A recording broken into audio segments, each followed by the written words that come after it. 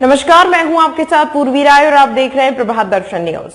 MLC चुनाव में कांग्रेस ने अकेली अड्डा से गठबंधन टाला, शिक्षकों और स्नातकों की सीटों पर रणनीतिक वापसी।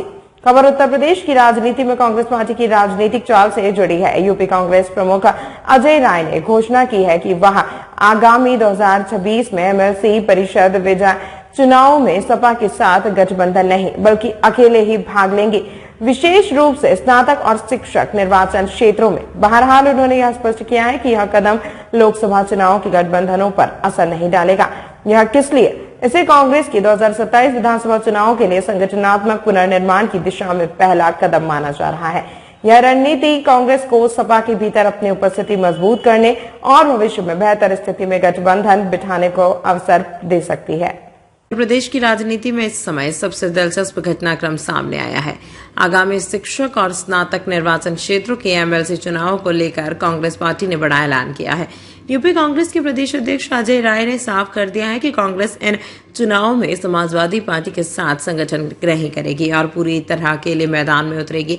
यह निर्णय केवल एक चुनावी रणनीति नहीं बल्कि उत्तर प्रदेश की राजनीति में बदलते समीकरणों का संकेत है।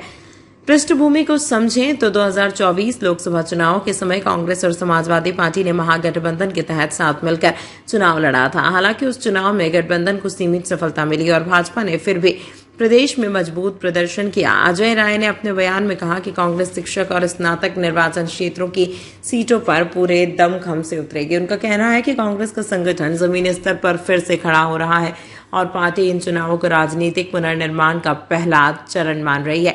उन्होंने यह भी स्पष्ट किया कि यह फैसला 2027 विधानसभा चुनाव को ध्यान में रखते हुए लिया गया है ताकि कांग्रेस अपनी स्वतंत्र पहचान बना सके। अब सवाल यह उठता है कि इस फैसले के राजनीतिक मायने क्या है।